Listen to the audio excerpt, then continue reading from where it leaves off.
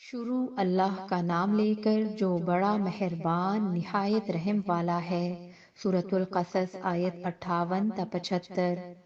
اور ہم نے بہت سی بستیوں کو ہلاک کر ڈالا جو اپنی عیش والی زندگی میں اترا رہے تھے، سو یہ ان کے مکانات ہیں جو ان کے بعد آباد ہی نہیں ہوئے مگر بہت کم، اور ان کے بعد ہم ہی وارث ہوئے۔ اور تمہارا پروردگار بستیوں کو ہلاک نہیں کیا کرتا جب تک ان کے بڑے شہر میں پیغمبر نہ بھیج لے جو ان کو ہماری آیتیں پڑھ پڑھ کر سنائے، اور ہم بستیوں کو ہلاک نہیں کیا کرتے مگر اس حالت میں کہ وہاں کے باشندے ظالم ہوں۔ اور اے لوگو، جو چیز تم کو دی گئی ہے سو وہ دنیا کی زندگی کا فائدہ اور اس کی زینت ہے، اور جو اللہ کے پاس ہے وہ بہتر اور ہمیشہ باقی رہنے والی ہے۔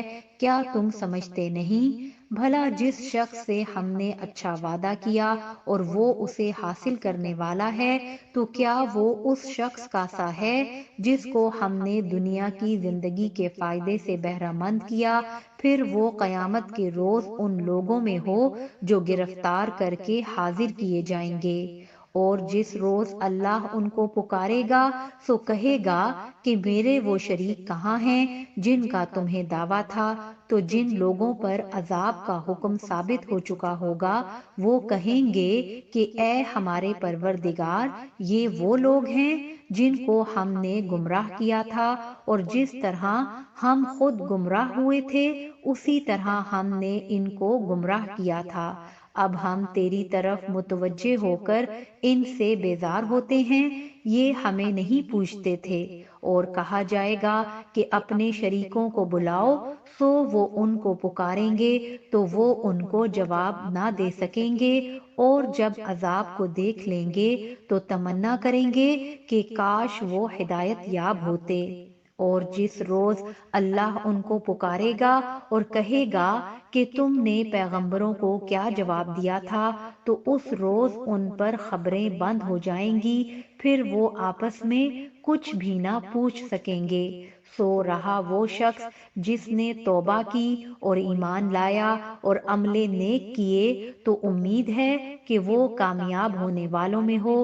اور تمہارا پروردگار جو چاہتا ہے پیدا کرتا ہے اور جسے چاہتا ہے برگزیدہ کر لیتا ہے۔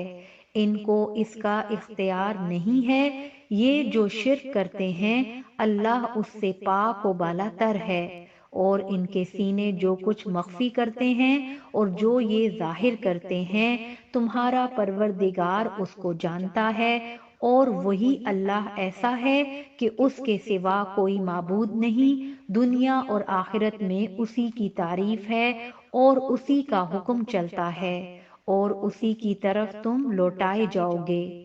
کہو بھلا دیکھو تو، اگر اللہ تم پر ہمیشہ قیامت کے دن تک رات کی تاریکی کیے رہے تو اللہ کے سوا کون معبود ہے جو تم کو روشنی لا دے؟